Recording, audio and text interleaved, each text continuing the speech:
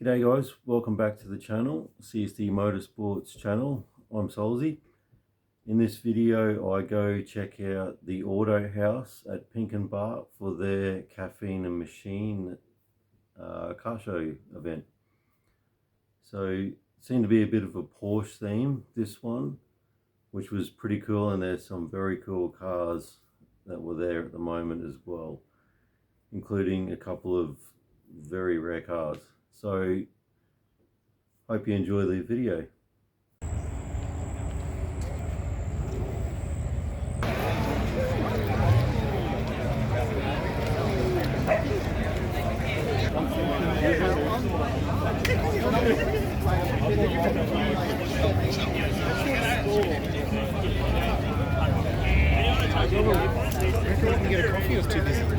I don't drink coffee, but I think you could. Yeah, I know.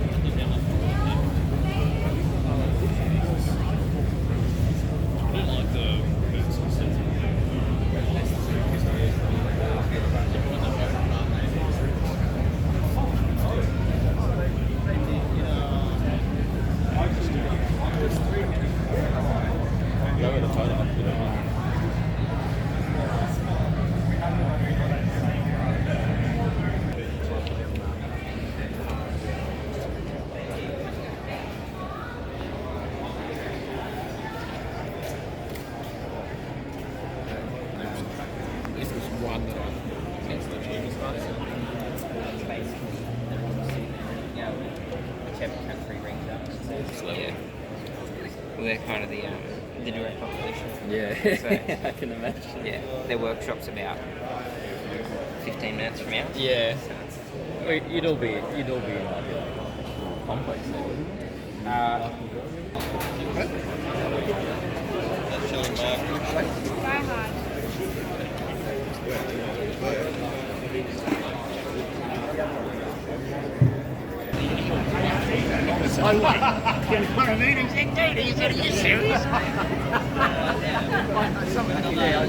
I don't even know how you keep up with all that stuff, you know what I mean? Like, yeah.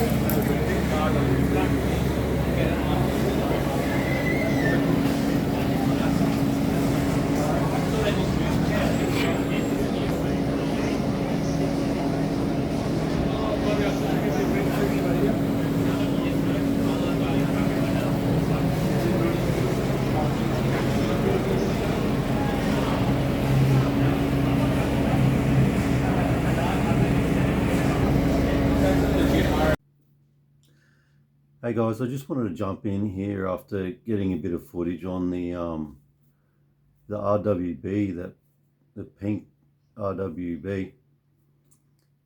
I've got to say, I've seen a lot of people on oh, it was Facebook, YouTube, all these things sort of bag Akira Nakai a bit on some of the stuff he's done. The guy, he's been doing this since the 90s, right? So he's made a name for himself modifying cars, mainly Porsches, because he loves Porsches. He's just a massive fan of them, and he's made a body kit for them that other people have really sort of taken to and really like and want on their car. So he's made a name for himself traveling around the world to fit these body kits to people's Porsches. So it's about 97, I think, was his first one with his own Porsche 930, I think it was. I'm pretty big on the each to your own thing, and I think people sort of get a bit too judgmental these days because it's so easy to do on social media. But I just wanted to say quickly, everyone wants to modify their cars if they're into modifying their cars. A lot of people just want to keep them standard. The bottom line is here is it's your car, and if you want to do whatever you want to do to it, then that's your decision. I don't think anyone should sort of say to you, oh, you should have done this, you should have done that, or what. It's all a matter of opinion. It's all a matter of taste. Like everything is, I buy these model cars because they're cars that I like, that I certainly can't afford the thing in real life. Like no friggin' way. Like I'm flat out trying to afford my own cars that I've got models of. But it's purely, I guess what I'm trying to say is I think people need to sort of cool it a bit.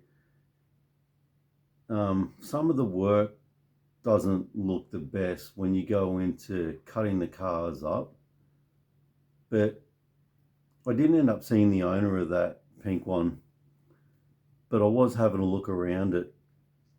Now, I may not agree with some of the way he's done things with it, but the bottom line is that that's that person's car. That's what they wanted to do.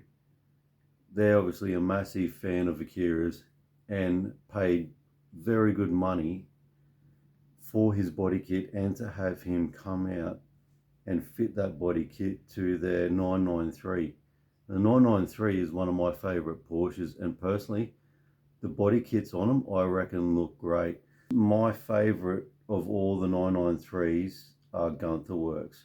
If I had the money, I would have a few of those cars just because of what they've done with them, widening the front track, just make them have a bit more of a squarer track and wheelbase. I love those cars. Gunther Works are just doing an unbelievably awesome job, and I would have one of them any day of the week. If I had the money, would I get Akira out to do a body kit on one of my own 993s if I was lucky enough to have one? I would say yes, because like I just said before, the body kits are cool.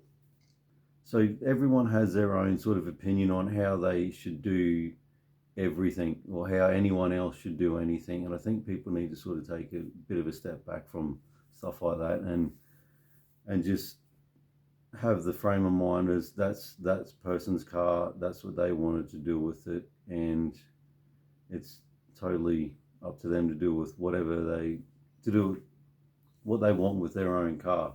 So I think people out there on the socials and all that sort of need to chill out a bit, because these people want their car built how they want it, and if they've got the money to do it, then good on them, all credit to them. But personally, I like the cars.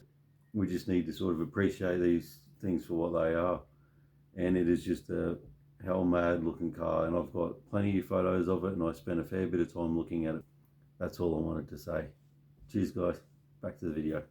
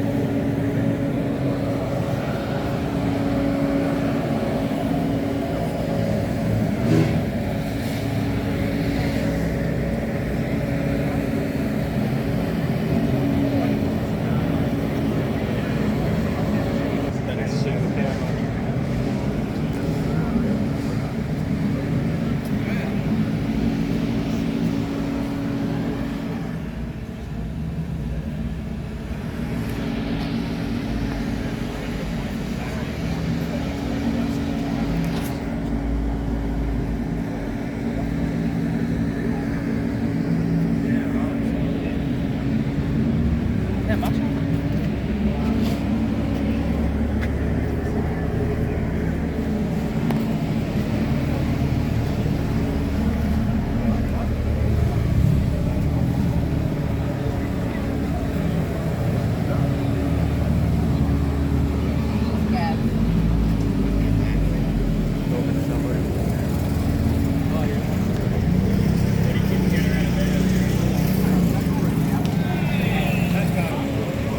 It's the one with the deal.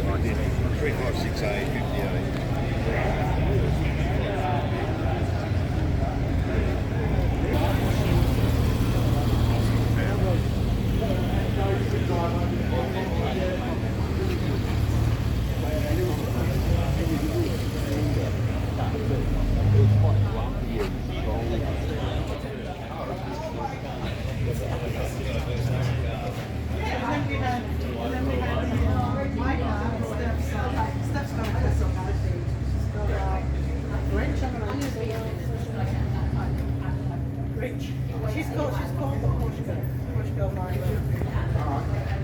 And but I keep on your eyes, like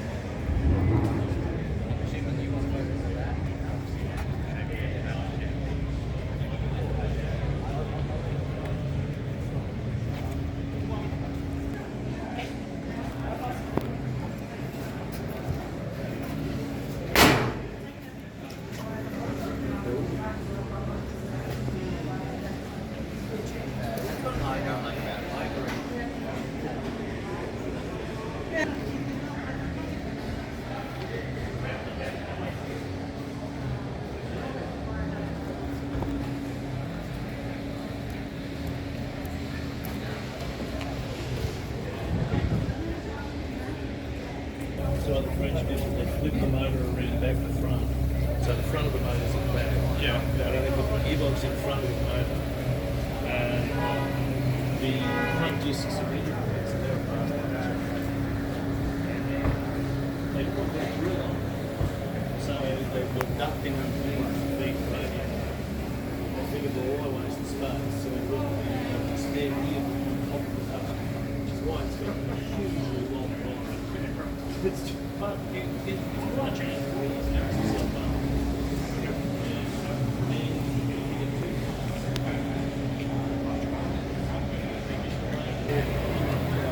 So I'm here with Dave in his Citroen DS. Did you want to tell us a bit about this rare little gem?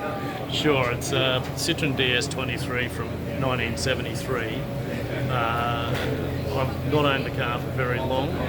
It's the station wagon version, which is called a break or a safari, depending on which country you're in. The car is a 4-cylinder, 2.3 litre. Yeah. It's got 5-speed transmission. It's 5 on the tree. The car has 4 disc brakes. It's very spacious. It's a very strange car. It doesn't have a brake pedal. It's got a little button on the floor. As you can see in the engine bay, well, you probably can't see, but the gearbox sits in front of the engine, and the car does not have a grille. It has ducting to get the air to the radiator, cooling air to the radiator. Yeah. The spare wheel sits on the ducting. It's got what they call oleo pneumatic suspension. It works on oil and nitrogen gas. The same system works the brakes and the steering. There's only so much I can say really. It's an incredibly practical car. It's got a huge amount of room inside, and it can be configured with seats up or with a completely flat back. Yeah. In Europe, it's legal to run it with the tailgate down and with 2 license plates on the back.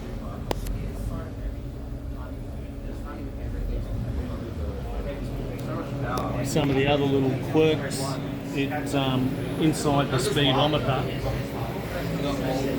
It not only tells you the speed you're going, but how many metres it will take to stop.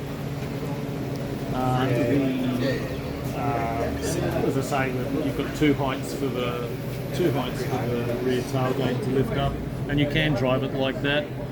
It will jack itself up if you get a flat tyre, so you don't need a jack. Self-levels. It self-levels, yeah, and if necessary, you can drive it on 3 wheels. So if you get 2 flat tyres, you can drive to the nearest garage on 3 wheels, as long as the 3rd wheel is the one at the back opposite the driver. So yeah, overall, very comfortable, very practical car. When they came out in 1955, they were miles ahead of their time. Yeah. Yeah, I'm not sure what else I can say. Yeah, they certainly did a few things their own way, Citroen, back in the day, and probably still do. Yeah, I've heard people say that the French, when they designed this car, they threw out the rule book, but I don't think they ever owned the rule book. Most of the panels will unbolt. You can also drive it with no doors, no bonnet, no front fenders, and no rear quarter panels. So you get pulled over. Well, yeah, I wouldn't advise it. The windscreen stays in. You can unbolt the rear fender here once you take this reflector off. There's a 19mm bolt, and the fender comes off. So it's very easy to strip them down. So they look easy to strip down, but they don't look too easy to work on the bonnet though. No, it's a bit tight. Just having a little bit of mechanical knowledge myself, I don't think it's too nice to work on.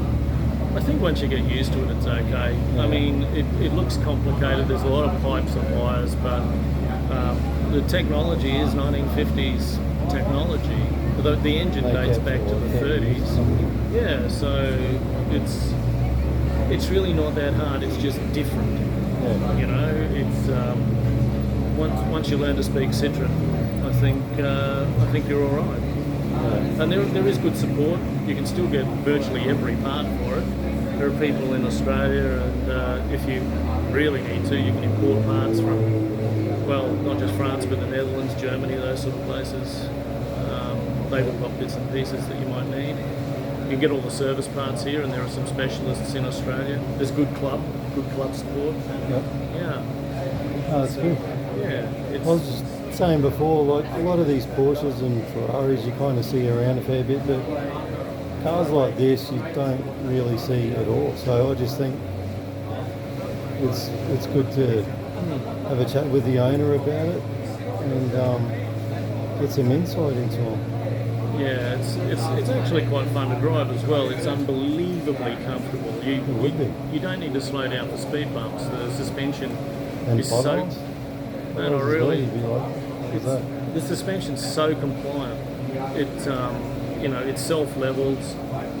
It's got several levels in which you can drive it. It's just phenomenally.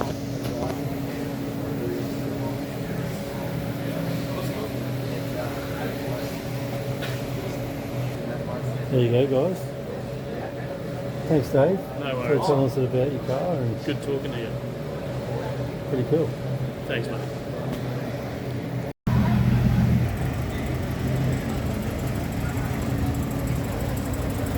Mine is a 1973. Is it?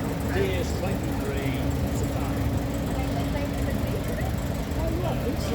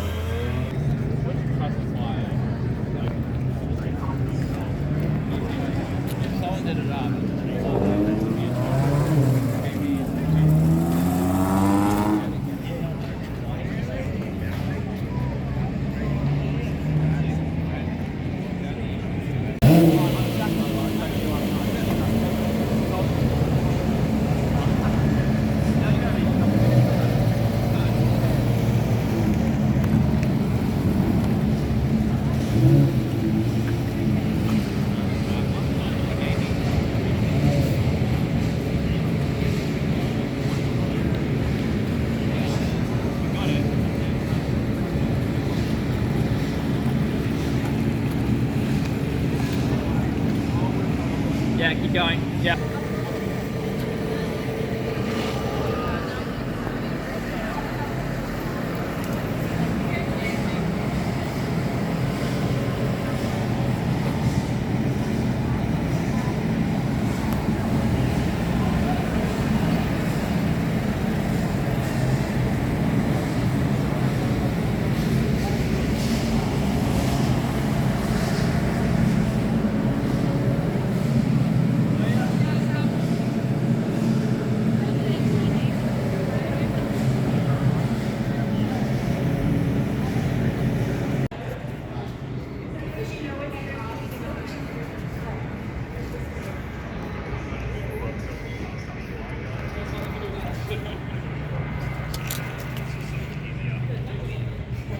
Oh yeah.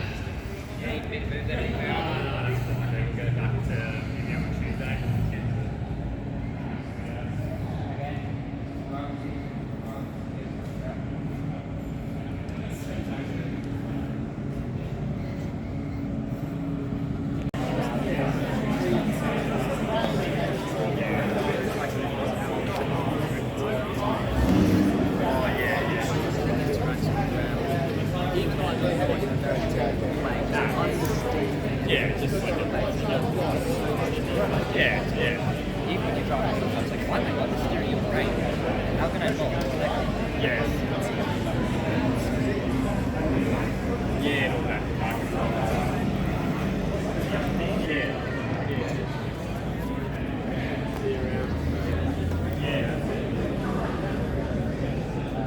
Yeah, you too.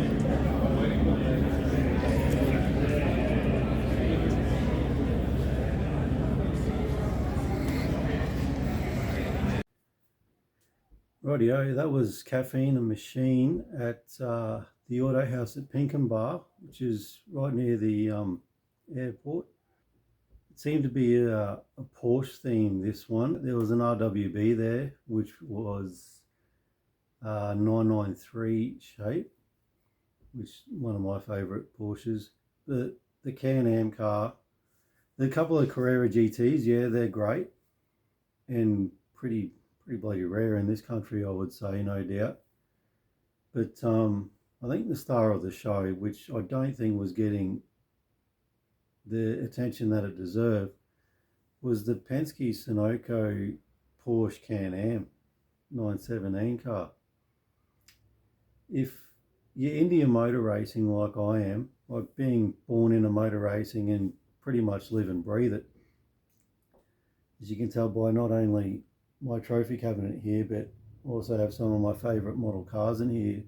Got the Toyota TF102, I think it is, this one. Yeah, TF102, that one. I've got my favourite HRT from 97, the Young Lions car, which I personally think HRTs in the mid to late 90s were the best looking of all the supercars. But being on a Porsche theme, this here is my 935. I built this, it's a 1/12 scale model.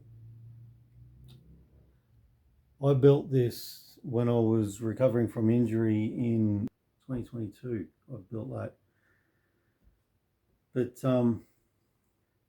yeah, so I like my Porsches.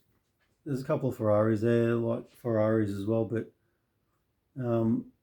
the Can-Am cars from the late 60s, early 70s, they're just unreal. Like I probably spent a good portion of the time I was there when I wasn't recording, just getting pictures of the Can-Am Porsche and just looking at what they'd done with suspension and how the car was made. It's all tubular alloy frame, and the big silver things on the side, on each side of the car, are the fuel tanks tucked away in there. And the car holds 400 litres capacity. That's just ridiculous. That thing would be, for a car that was built back then, like you can see why they were kind of widow makers. Like you would never want to be involved in an incident in one. Being a tubular alloy frame, like crazy. But they built it as light as they could. Like, weight is horsepower at the end of the day in any form of motor racing.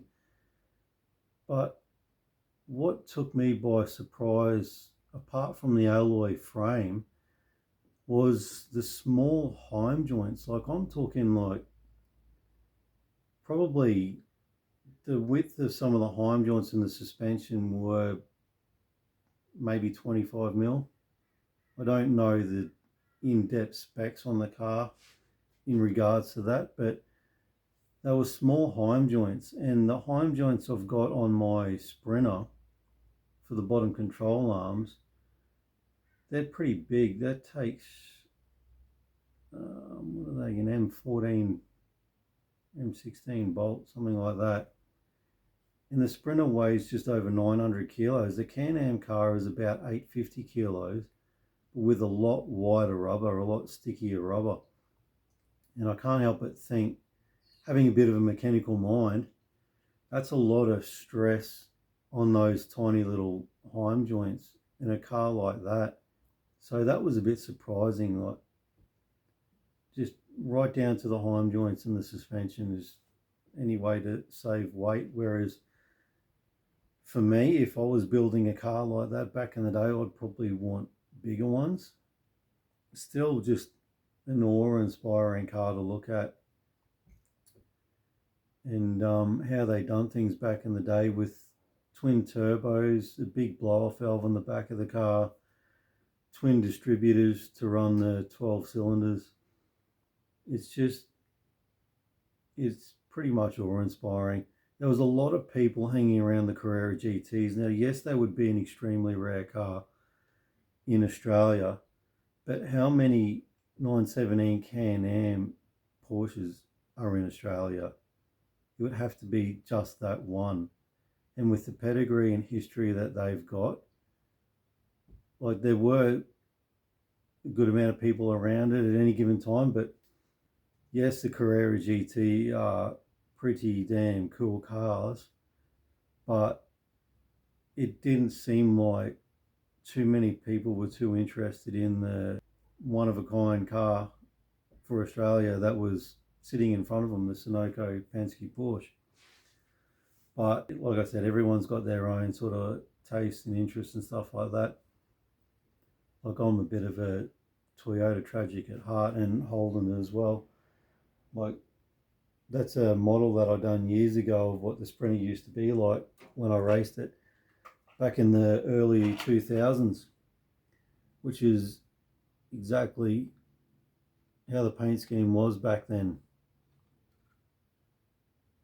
So I haven't done one of the car, how it's been the last couple of years. I've got another couple of model Sprinters, AE86 models, but I just haven't found the time. Like, it takes a fair bit of time to make these things, so I haven't found the time to make them. But I plan to do them up how the car was in 2023, and then when I changed it last year in 24 to how it was then, just for a bit of my own personal history as well. But yeah, so it was a good event. It was good to talk to, or good to interview someone else as well. Like I said in the previous video at All Japanese Car Day, it's not something that I sort of set out to do, to interview people, so that's why it kind of looks like, you know, I wasn't prepared, which I wasn't.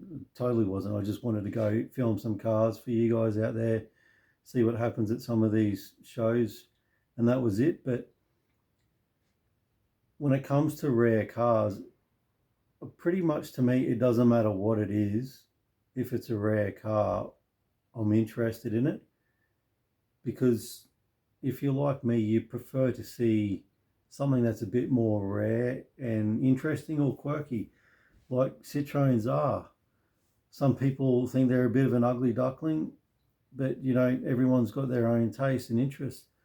Personally, I think they're a bit of a cool car and a bit of a gangster car. Like, you can lower them right down with a pneumatic hydraulic suspension, or raise them right up like they're a full driver. They were well ahead of their time with certain things. the braking that Dave was saying, it's more like a button.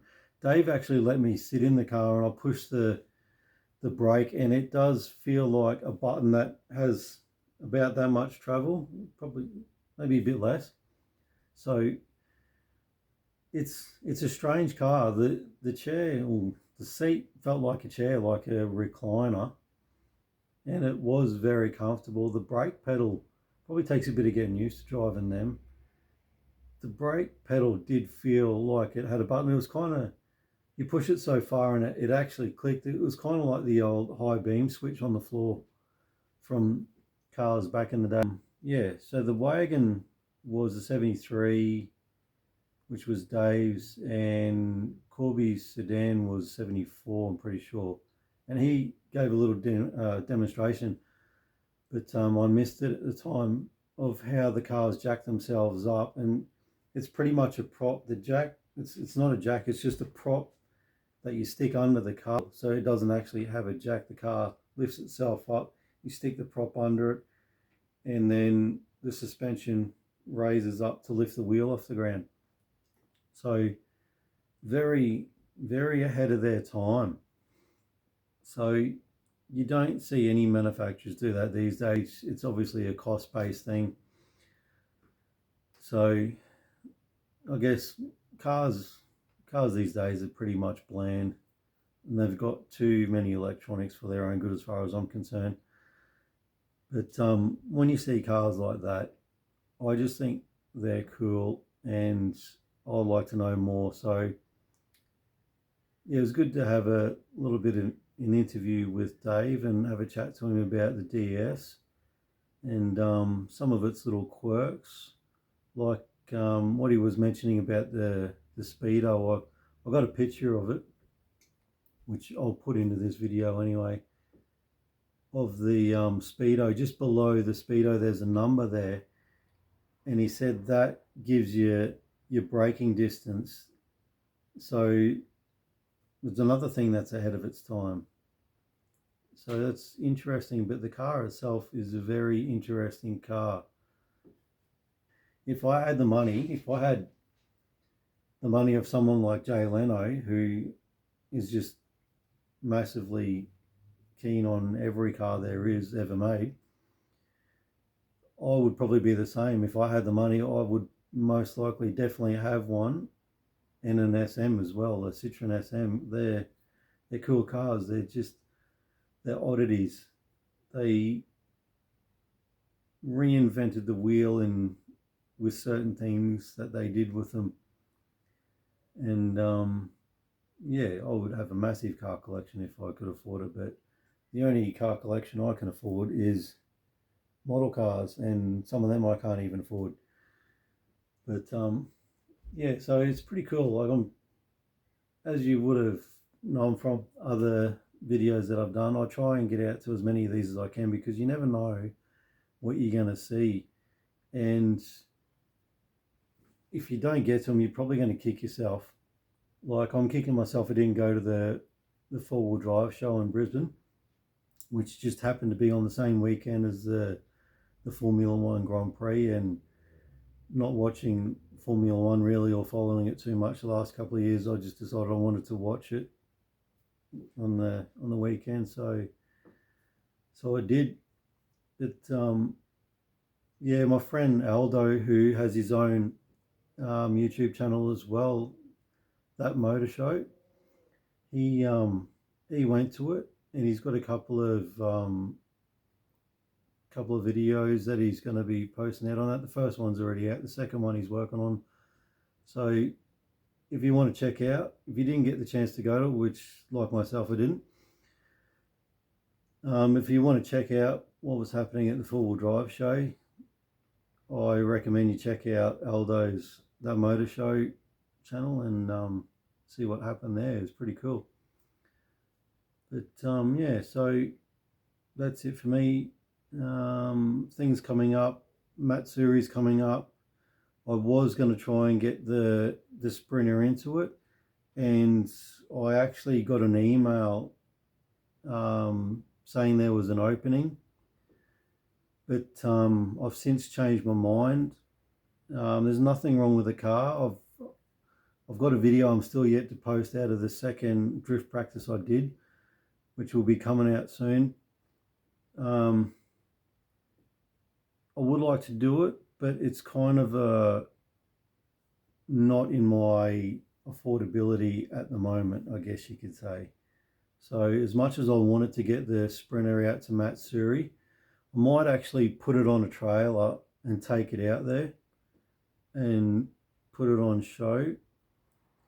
But as for drifting it, I won't be drifting it. Like I said, there's nothing wrong with the car. It's well sorted now. The brake line, the rear brake line is fixed. I sorted that. Didn't have a single issue last drift practice, except for the thermo fans decided they wanted to stop working. I haven't looked in to see if it's blown a relay yet, or the motors on the fans themselves have burnt out. I'm yet to check that out. I've had a few other things that I've been doing in the meantime, which are kind of taking me away from it. So I pretty much got home after the drift night and parked the car in the shed and left it there. Events coming up would be Matsuri. I'll get out to that and get some footage for you guys. But as far as events go for the Sprinter, I'm trying to find the money to do historic round. So there's a couple of events coming up for historic Group A and Group C race cars, with a few other categories on the entry list. So they got sprints and invited. I'll be taking the car out to do the sprint event, so something sort of mild for it, which would be cool to get it out on track again. So that's coming up in May, and then that one's at Morgan Park. Then there's another one at Queensland Raceway in July, I think it was. So they're two events I really want to get out to and film for you guys, because if you're like me, a big fan of the Group C and Group A touring cars here in Australia, just awesome machines. So I really want to get out there, get some footage of the cars getting around, get some pictures of them, and while I'm there, cut some laps in my own little Sprinter race car. So the Supra is something that I really want to get some videos happening soon on and show you guys what I've done with that. I know I've said it previously in other videos, but I need good weather. Unfortunately, the Sprinter takes pride of place in the garage. The garage is only small. I've still got one of my race bikes next to it and a heap of other things in there. So unfortunately, the Supra is outside with the cover over it, and I need good weather, and we haven't had much good weather lately. Like, we've had a couple of days where it's been reasonably dry but overcast, and then the rest is showers here and there, or it's been raining. So yeah, I apologize for not doing a video on that yet, because it's one of the reasons why I'm doing this YouTube thing as well, is because I don't see enough of the A70 Supras, which I have a model of. These cars right here. So I don't see enough of these on YouTube, and I would really like to. So I thought, why not put my own up there and get some footage out there of them. So that's in the works. But this is becoming a long video, and I wanted it to be short. So trust me, it's all in the works. It's just all time management that I'm fighting at the moment. So I'll definitely be getting something out there. You just have to bear with me with it. So yeah, hope you liked the video from the Autohouse at Pinkenba, and whichever Cars and Coffee events are coming up, I'll be trying to get out to them and get some footage for you guys, and show you some of the cool cars that get out to these events. So anyway, if you've hung around this long, I appreciate it. Don't forget to like, share, subscribe, and cheers guys, take care.